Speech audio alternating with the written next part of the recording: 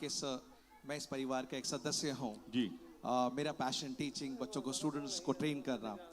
सबसे ज़्यादा प्रभावित हूँ कि मेरा बचपन आपको देख देख कर बड़ा हुआ है। तो पहले तो एक पिंच कर लूँ, छू के देख लूँ वाकई यह हकीकत है या नहीं। एक बार जोरदार तालियां कि जिस बच्चे ने जिसको रोल मॉडल मानकर बड़ा हुआ उनको सामने देखा। लेकिन मैं अभी तक उतना का उतना ही हूँ।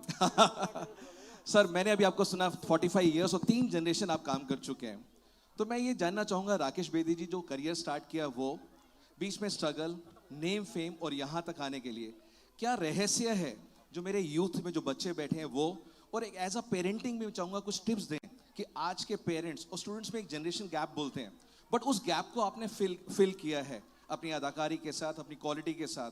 तो 2 क्वेश्चन, एक पेरेंट्स को क्या बदलाव लाना है आज के जनरेशन में, और दूसरा ये जो आज का हमारा यूथ है ये हमेशा वर्ड यूज करता है स्ट्रेस, एंजाइटी, डिप्रेशन। छोटे छोटे बच्चे मेरे पास आते हैं, पेरेंट्स आते हैं, कहते हैं डिप्रेशन। तो सर, आप जैसे जो हास्य कलाकार और जो जीवन में जिंदगी भर देते हैं, सेंस ऑफ फुलफिलमेंट आते हैं, मैं चाहूंगा सर आप इस 45 इयर्स के एक्सपीरियंस से पेरेंट्स को और दोनों स्टूडेंट्स को कुछ मैसेज दें। नॉर्मली मैं सुनता हूँ बच्चे कहते हैं पेरेंट्स ना मेरी बात नहीं समझते, ये पापा ना मेरी बात नहीं समझते, मम्मी ना मेरी। कितने लोग मानते हैं पेरेंट्स? हाथ खड़ा करके बताइए। नॉर्मली ये रहता है, देखिए उधर से 1-2 हाथ आ गए। तो ये जो गैप है ये क्यों है और कैसे हम इसको फिल करें? देखिए, बड़ा अच्छा सवाल आपने पूछा है ये। आपको मालूम है कि अमेरिकन सोसाइटी जो है उसके बर्बाद होने के पीछे कारण क्या है? उसके पीछे कारण ये है कि वो सब लोग इतने बिजी हो गए वहां काम करने में, इतने बिजी हो गए तो खाना बाहर से मंगाना शुरू कर दिया। यहाँ पर भी शुरू हो गया जोमेटो और स्विगी। वहां बहुत साल से चल रहा है, पिछले 50 साल से चल रहा है। इस चक्कर में क्या हुआ, आपका किचन बंद हो गया और डाइनिंग टेबल फ्लॉप हो गया। समझता हूं कि अगर, मैं ये नहीं कहता कि, पहली बात तो पेरेंट्स को ये चाहिए कि अपनी आइडियोलॉजी बच्चों पे थोपे ना, क्योंकि समय बदल गया है। और पेरेंट्स ये भूल जाते हैं कि जिस समय वो बच्चे थे उनके पेरेंट्स की बात वो भी नहीं मानते थे।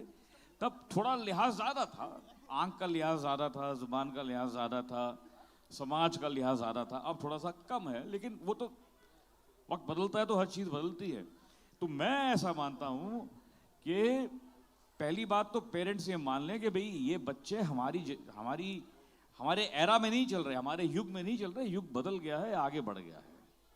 और दूसरी बात, सबसे इंपॉर्टेंट बात यह है कि आप दिन में एक मील, भले ही ब्रेकफास्ट हो या डिनर हो, वो बच्चों के साथ जरूर करें। उन्हें क्या बात है, वाह वाह वाह वाह वाह। यू नो, क्योंकि वो जो एक मील होता है उसमें जब आप साथ में खाते हैं, जैसे मेरी 2 बेटियां हैं, मैंने हमेशा जिंदगी में कोशिश की कि मैं खाना उनके साथ एक मील तो खाऊं ही खाऊं।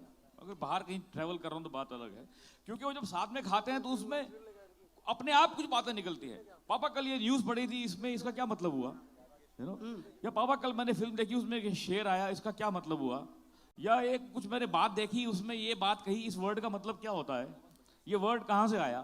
तो कुछ ना कुछ तो बात निकलती है, ऐसा तो नहीं आप चुपचाप खाते।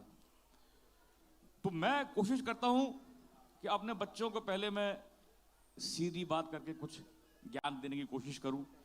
अगर नहीं समझते तो मैं ऐसे राइट से घूम के जाऊं और थोड़ा घूम के थोड़ा सा ज्ञान दूं। नहीं समझते तो लेफ्ट से जाऊं और थोड़ा घूम के ध्यान दूं, यू नो।